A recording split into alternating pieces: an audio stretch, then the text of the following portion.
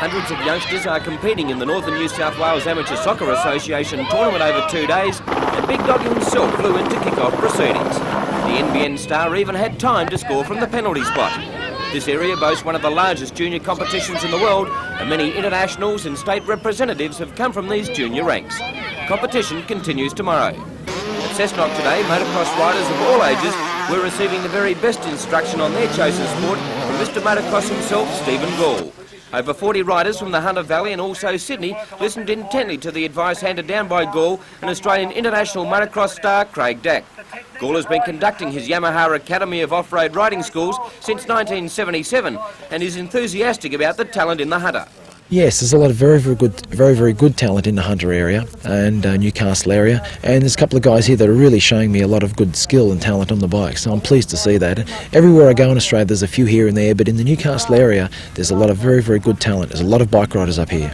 Another coaching clinic that was conducted today was at the Broadmeadow Basketball Stadium, where 130 boys and girls were put through a Level 2 coaching course.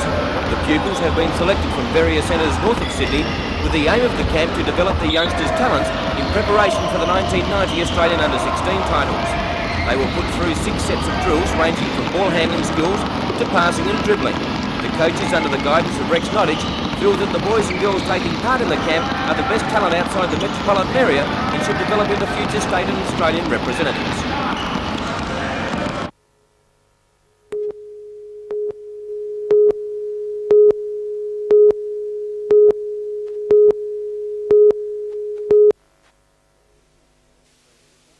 When Mrs. Bell found a bottle of the insecticide Chlordane in her garage, she did the right thing and rang the health department seeking advice on the safe disposal of the product.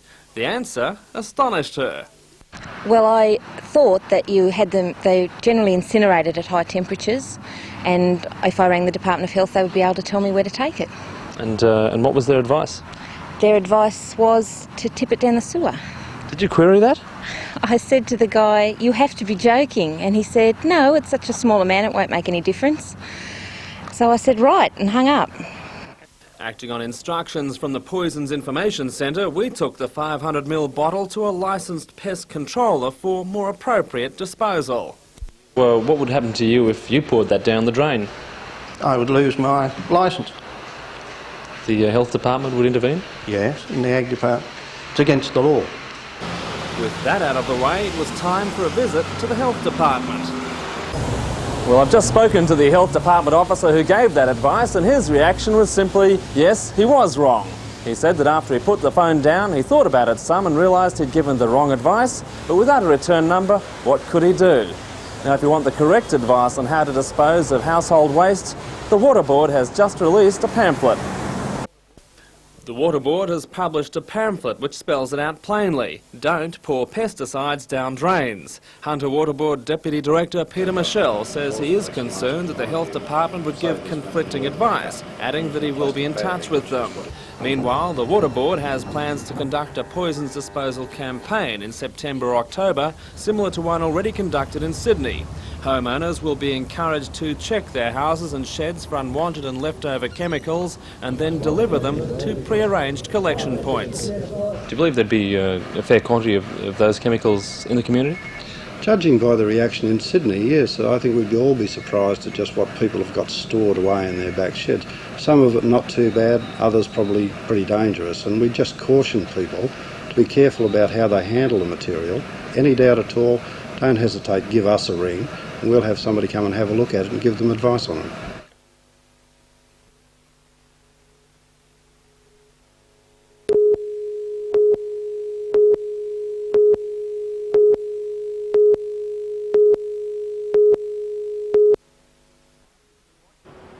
The Point Stevens Light was built in 1826 and forms part of a chain of beacons guiding large vessels along 20,000 kilometres of Australian coastline. It was operating at a reduced intensity at the weekend when a 14-metre ketch ran aground while attempting to enter the port. 2 months ago, the light's main power cable developed problems and the electricity supply was cut. During that period, the light was run from a diesel generator, while Shortland electricity crews worked to find the fault at a cost of $20,000. Chief Lighthouse Engineer for the Department of Shipping, John Sugarman, says The department decided that the costs involved in repairing the line would be too great and a solar-powered unit was installed.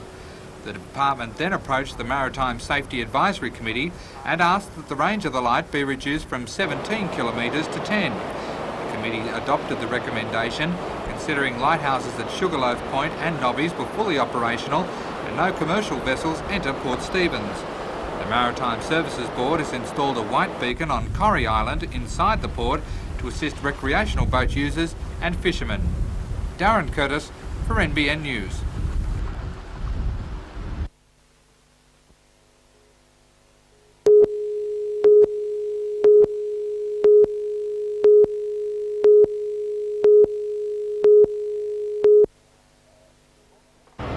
The board seems to change a little bit on the spot. Be interested to see what the outcome is today.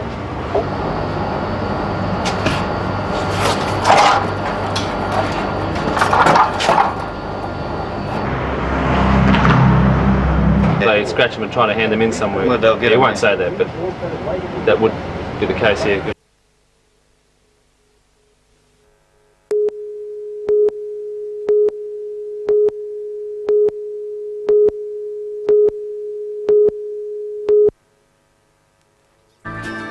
Rolling, rolling, rolling, though the streams are swollen, keep them doggies rolling, roll hard. This humble piece of machinery is on the wanted list. Careless shoppers are leaving them on roads and footpaths, and Lake Macquarie Council is busy, perhaps too busy, cleaning the scum off the streets.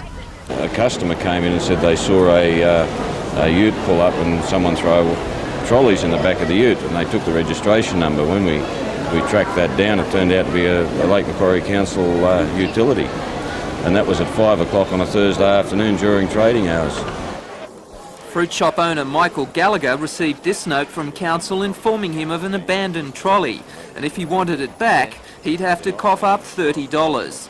Council has impounded 70 trolleys in the last 3 months. The question on everybody's lips is, when is a shopping trolley an abandoned shopping trolley? The shopkeepers say at around $200 each, they won't be deliberately leaving them on the streets. In fact, they paid contractors good money to retrieve them. The contractors drive the streets rounding up the trolleys, scattered sometimes many kilometres away from the shopping centre. Despite the claims, council workers say they've only nabbed the trolleys as normal after hours. But Sheriff Ivan Welsh gave an official amnesty for the shopkeepers today. No action till 1 hour after shops close. Peter Ryan, NBN News.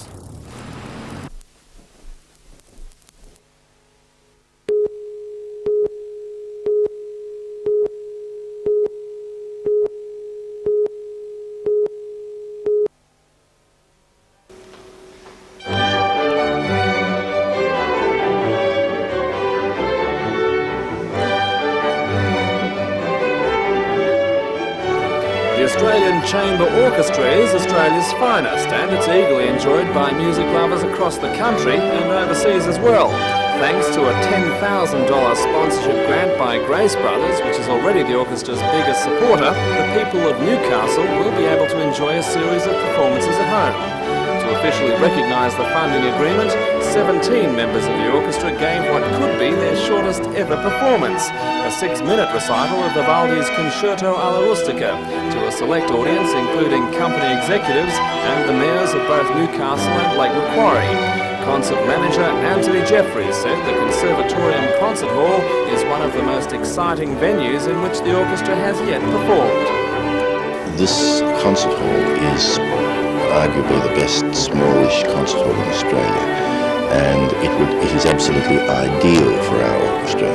There couldn't be a better venue for our orchestra. We don't have a venue like this in Sydney, we don't have a venue like this in Canberra or in Melbourne, and so we hope that you will be seeing us absolutely in ideal conditions, so this is another reason why we obviously want to make this work. The season will include 3 performances over August and September, but the orchestra promises that this is only the beginning, providing they get enough support from the people of Newcastle. It's very important for us to be able to perform in places where there's a good audience and a decent venue, which is within striking distance from Sydney, where our base is.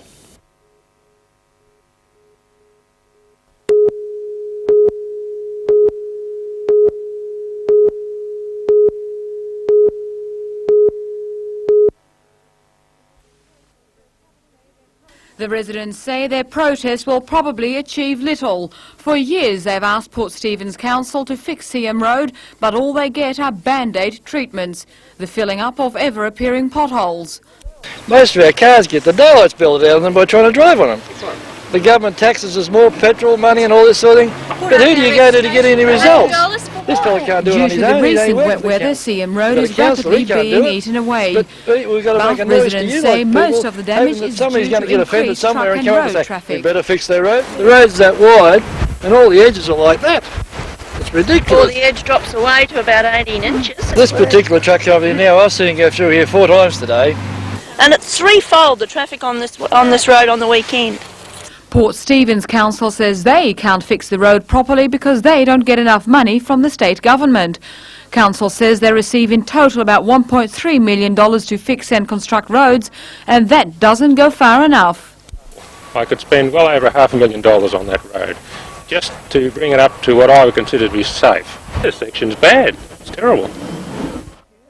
But the attitude of the residents was perhaps best summed up by protest organiser Ashley Jankowski, whose husband is ironically a highway patrolman. Well, what I want to know is if somebody gets killed on this road, who's responsible for it?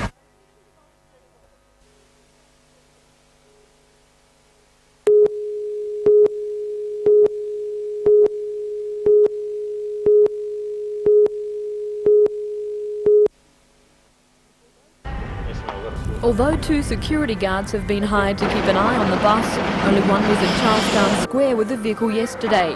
Organisers aren't sure how vandals were able to deface parts of the vehicle in full view of the public. One panel and numerous small sections of the bus had to be wiped clean, taking off hundreds of signatures in the process. However, it wasn't just the signature panels which were vandalised.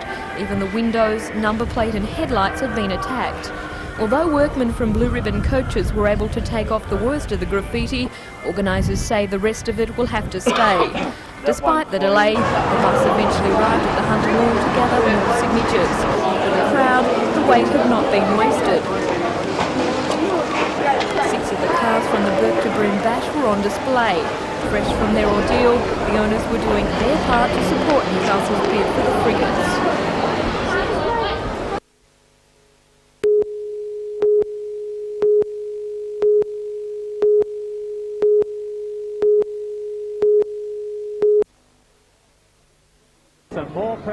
It was a match that the Knights had to win to maintain their charge towards the finals berth, and at the gong, Illawarra were always going to be difficult to beat. But stung by media comment as to their chances, the Blue and Reds ripped into the cellar dwellers, and it was front rower Peter Johnson who showed the way. Now it's gone out to Johnson, he's seen a bit of space, I think he might get there, he does.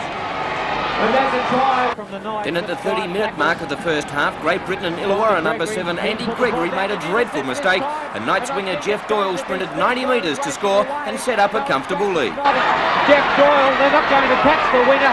Jeff Doyle racing away for a great try. Illawarra did hit back through Brent Rodwell, but the horse had bolted. Back inside the Brent Rodwell try! Oh yes, well.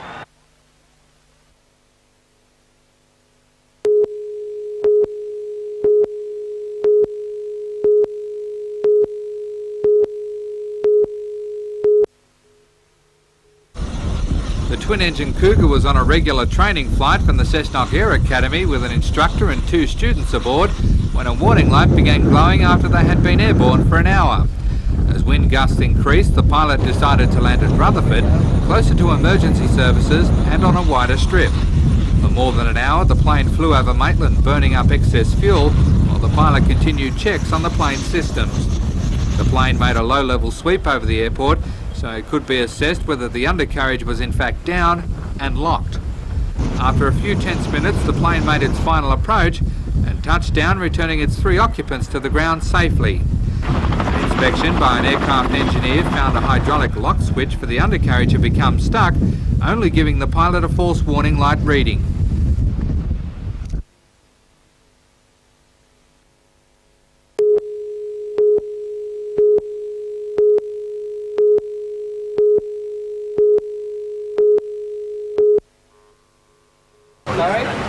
The first attack occurred on Saturday afternoon after a 16-year-old girl was dragged from a set of steps on the main street of Gosford. Detective Paul Turcher says the girl was abused and threatened with a knife. Dragged her forcibly into his car. He then drove the girl to nearby William Street, and at this stage he produced a knife. He then intimidated the girl with the knife to take her clothes off, which she did, and then sexually assaulted her, and then he got back in his car and drove away. The second attack occurred yesterday afternoon as the 13-year-old girl was walking home from school. An offender, disguised with a balaclava over his head, grabbed her from behind by a bag she was carrying. He then forced her into some bushes where he again sexually assaulted her, and at the same time he assaulted her by punching her in the face. He then threatened that if she said anything to anybody about it, he'd kill her family. Only 50 metres from the nearest houses, the second offence took place. The girl's attacker only fled after he heard voices coming down the track, a factor which police say somebody must have seen the attacker shortly before or after the attack. Police say early evidence points towards two attackers. The first man is described as being in his early 20s with long dark hair and Australian appearance. He was wearing blue jeans and a denim jacket with a black t-shirt and white running shoes. He was last seen driving an early model yellow Gemini. The second man is aged 30 to 40, 180 centimetres tall, of slim build with brown eyes and a European accent. He was last seen wearing aqua-coloured shorts, a brown and yellow sloppy joe, dirty sand shoes and a black balaclava. Police are appealing to anyone who may have seen anything suspicious to come forward. Because of the violent nature of both the offences, police would be urgently seeking information from members of the public, as both incidents happened in populated areas. The one on Saturday afternoon, someone must have seen the girl being dragged into the car, and yesterday's attack occurred only 50 metres from other houses, and there must have been other people in the area.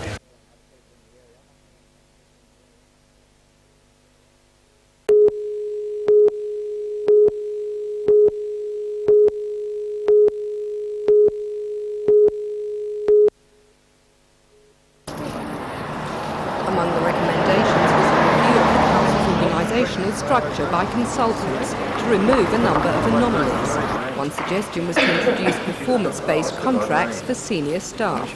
Well, it's the new trend. That's what's happening in the bureaucracy in state and federal spheres, and I believe it will come to local government. I think it is a good trend because we get the pick of the senior management then. We are able to advertise Australia-wide and get the person of the best calibre for this particular job. The report also recommended a review of the level of uncompleted council works. These and other recommendations will have to be implemented, said Alderman Welsh. Well, I believe they're all significant. They all point out shortcomings that we have, and within 40 days we must tell the Minister for Local Government which of those recommendations we have implemented and how we've gone about it, so we'll implement all of them. And though Alderman Welsh said the town clerk's powers, described in the report as an excessive span of control, will now be delegated, he was adamant that he will be holding on to his newly awarded Section 87 powers to control and direct staff. It's just one of the things that they touched on in their report, and I believe in the report that they made for the Cessnock Council just recently, they didn't even touch on it, so they've got to be consistent. If they're not consistent, well, we don't have to agree.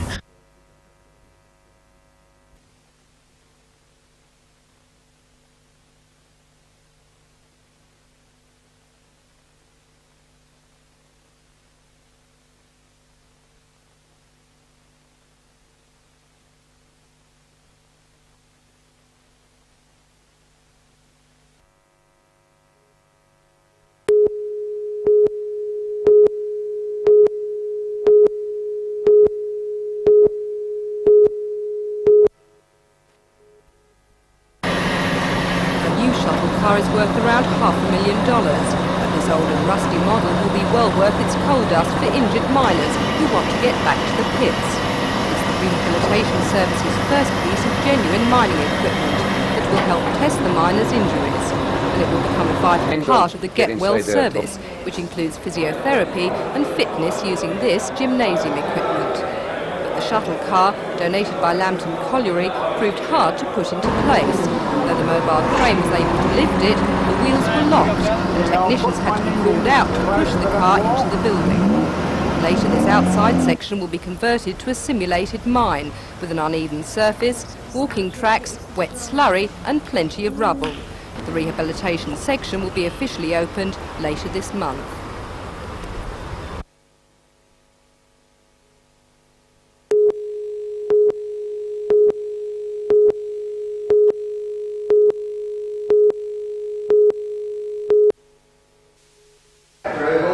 Figures recently released by the Australian Bureau of Statistics show the Hunter's unemployment rate at 9.6%, while the state average is only 7.2%. Chief Economist for the Hunter Valley Research Foundation, Bob McShane, says figures for the area appear to be getting worse.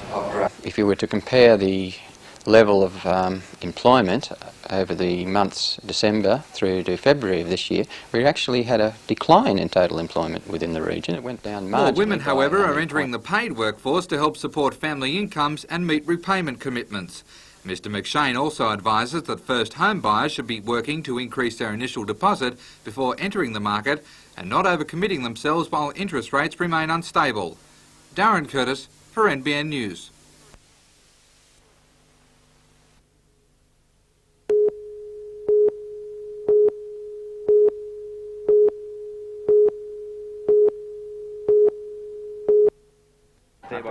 And it won't be from lack of support that the Knights might come up short. 2 packed trains will be heading for Campbelltown, chock full of Newcastle fans. The Newcastle Knights beat the Magpies 19-10 in the very first competition match this year. But since then, Wests have enlisted some handy help in the form of Ellery Hanley and Gary Schofield, and will be much harder to beat. For the new boys on the block, it's a game they must win, and coach Alan McMahon will have them fired up to do just that. On the local scene this weekend, Waratah and Lakes play tonight, and on Sunday, Western Suburbs and South Newcastle clash in the match of the round, and this encounter could ultimately decide the minor premiers for this year. In Newcastle Rugby Union, 1 game tomorrow, that's between Wanderers and Nelson Bay, and the remainder of the round will be played on Sunday. Wanderers were granted permission to play tomorrow as they are the host to the touring British Lions who arrive in Newcastle on Sunday. Solos, sidecars, litre sprint cars, street stockers and limited sprint cars are featured in the big Winter National finals at the Newcastle Motordrome on Sunday afternoon.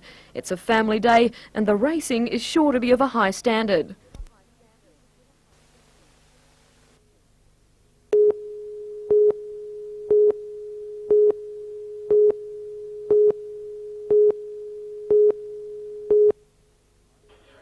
Ireland's Margaret Johnston was demonstrating her winning style at the Hamilton North Bowling Club this afternoon and will be addressing devotees of the game at the same club tonight. Margaret is the current world indoor champion, and on the short mat today it's easy to see why. Add to that the World Outdoors Pairs champion and the current Commonwealth Games Pairs champion, plus a runners-up medal in the World Outdoor Singles Championship, this lady can bowl, and she has no real preference to either formats. As long as it's bowls, I don't care. And at the Super Bowl tournament, competing against the men, it can be a costly business to run second. I reached the final and David Corkhill of Ireland beat me by the last bowl. That last bowl cost me £7,000. Margaret has been to Australia on 4 previous occasions and feels the game is in good hands down under. The Australian bowlers were good bowlers when I came here 4 years ago, and I think that they're still forced to be reckoned with. At the Islington Bowling Club today, the final of the district pairs was played, and it was a match that was interesting all the way. Alder Park lead Grace Heaton and her skipper Shelley Hughes bowled brilliantly early to set up a handy 13-3 lead after 10 ends. But Wallsends lead Murray Grant and skipper Dot Hall pegged them back, and after 16 ends were down by only 3 shots, 15-12. The Alder Park pairing slipped into top gear to skip away and win the match by 22 shots to 13. At District Park today, the National Mutual Pro-Am was played, with business people from the district mixing with the better exponents of the noble sport of tennis. Promising Newcastle professional Rachel McQuillan, who was still recovering from an injury, was on hand to lend her skill to the day, and notable sporting personality, former Test opener Rick McCosker, was displaying an above-average ability with the racket. It is envisaged that similar days to the one run by District Park coaches Wayne Johnson and Craig Smith will be conducted on a regular basis.